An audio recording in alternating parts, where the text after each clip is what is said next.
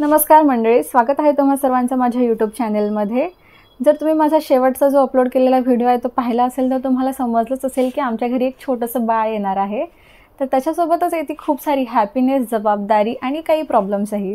बायकांसाठी ही एक मोठी प्रॉब्लेम आहे की त्यांचे कपडे हळूहळू प्रेग्नन्सीमध्ये जे तुमचे कपडे आहेत ते तुम्हाला टाईट व्हायला लागतात आणि येत नाहीत। असं नाही की आता मॅटर्निटी वेअर नाही आहेत, मार्केटमध्ये खूप सारे ब्रँड मॅटर्निटी वेअर घेऊन आलेले आहेत, बट स्टील त्यामध्ये इतके चांगले डिझाईन्स नाही आहेत आणि ते खूपच महाग आहेत आणि ते तुम्हाला प्रेग्नन्सीच्या नंतर डिलिव्हरी झाल्यावर यूज पण होणार नाहीत। तर मी तुमच्यासाठी घेऊन आलेली आहे नॉर्मल रेग्युलरच आपले जे पॅटर्न्स आहेत यामध्येच काही कम्फर्टेबल, बम्प फ्रेंडली तरीही स्टायलिश पॅटर्न। तर त्यासाठी हा व्हिडिओ शेवटपर्यंत नक्की पहा। तुम्हाला या व्हिडिओमध्ये इथेनिक कपड्यांमध्ये बरेचसे ऑप्शन्स मिळतील जे तुम्हाला स्पेशल मॅटर्निटी वेअरमधून घेण्याची गरज नाही आहे। तुम्ही नॉर्मल रेग्युलर कपड्यांमधूनच तुम्ही खरेदी करू शकता आणि खूप स्टायलिशही दिसू शकता।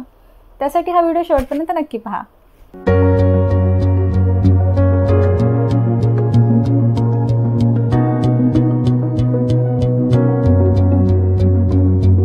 जनरली 5व्या महिन्यापर्यंत तर तुम्हाला तुमचे जे रेग्युलर कपडे आहेत त्यामधलेच काही कपडे फिट होऊन जातील, तोपर्यंत तुम्हाला नवीन कपडे मॅटर्निटी वेअर घेण्याची गरज नाही। परंतु जेव्हा तुमचा 5th मंथ संपत येईल किंवा संपेल, काही जणांना 5th मंथमध्येच, तेव्हा नक्कीच तुम्हाला तुमचे कपडे येणार नाहीत आणि नवीन कपड्यांची गरज पडेल।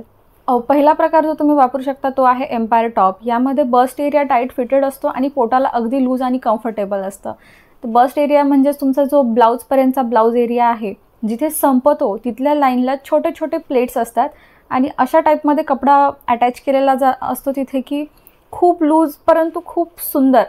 अनारकली तर म्हणता येणार नाही याला, पण थोडा थोडा तसा प्रकार। आणि दुसरं म्हणजे आजकाल ट्रेंडिंगमध्ये आहेत नायरा कट टॉप। मी तुम्हाला प्रत्येक टॉपची फोटो इथे बाजूला दाखवीन, त्यामध्ये तुम्हाला कळूनच जाईल की मी कशा प्रकारच्या टॉपबद्दल बोलत आहे।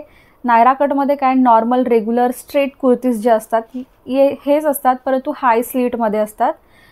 ज्याचा जो कट आहे साईडचा तो थोडासा वरती असतो, त्यामुळे पोटाला अजिबात टाईट होत नाही आणि अगदी कम्फर्टेबल प्लस मस्त दिसतं एकदम। अजून एक प्रकार जो आलिया भट्टने तिच्या प्रेग्नन्सीमध्ये घातल्यापासून आलिया कट या नावाने फेमस झाला आहे। यामध्ये सेपरेट कुर्तीज मिळतात तुम्हाला, लॉंग टॉप किंवा मग पूर्ण सूट पण अवेलेबल आहेत। तर यामध्ये काय बस्ट एरिया जो आहे तो तुमचा व्ही शेपमध्ये फक्त टाईट फिटेड असतो आणि खाली एकदम ओव्हरसाइज लॉंग असा मोकळा मोकळा लूज कम्फर्टेबल प्लस तरीही स्टायलिश असा कुर्ता असतो आणि हे आजकाल खूप ट्रेंडमध्ये आहे।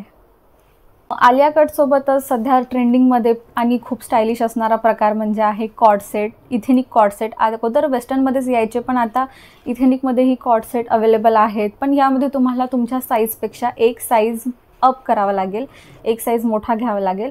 आणि जे मी वरती प्रकार सांगितले आहेत अशा टाईपचे पाहून तुम्हाला जे तुमच्या पोटाला लूज असतील असे कॉर्ड सेट तुम्हाला चूज करावे लागतील। मी काही फोटोज इथे तुम्हाला दाखवते।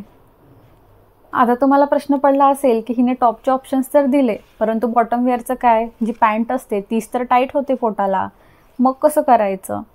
तर यासाठी पण एक ऑप्शन आहे। मॅटर्निटी वेअरमध्ये अजिबात इन्व्हेस्ट न करता तुमचे जे रेग्युलर साईज आहे त्यामध्येच तुम्ही 1 किंवा 2 साईज अप करू शकता आणि ज्याला दोरी आहे असे पॅटर्न्स पाहायचे, म्हणजे जे पोस्ट प्रेग्नन्सीमध्ये तुमच्या डिलिव्हरीनंतरही तुमच्या उपयोगात येतील। आता तर दोरी असल्यामुळे तुम्हाला तुमच्या पोटानुसार त्याला ॲडजस्ट करता येतं, मोठं छोटं जितकंही तुमचं साईज आहे। परंतु डिलिव्हरीनंतरही त्याला दोरी असल्यामुळे तुम्ही एकदम टाईट फिट करून नंतरही यूज करू शकता। अशा पद्धतीने तुमचे पैसेही अजिबात वाया जाणार नाहीत। हे सगळे झाले इंडियन वेअरचे ऑप्शन। वेस्टर्न वेअरमध्ये पण खूप ऑप्शन्स आहेत, मी याचा वेगळा व्हिडिओ घेऊन येईल, त्यासाठी माझ्या चॅनलला सबस्क्राईब करा। आणि हा व्हिडिओ आवडला असेल, थोडाही हेल्पफुल वाटला असेल तर नक्की व्हिडिओला लाईक करा। तोपर्यंत बाय।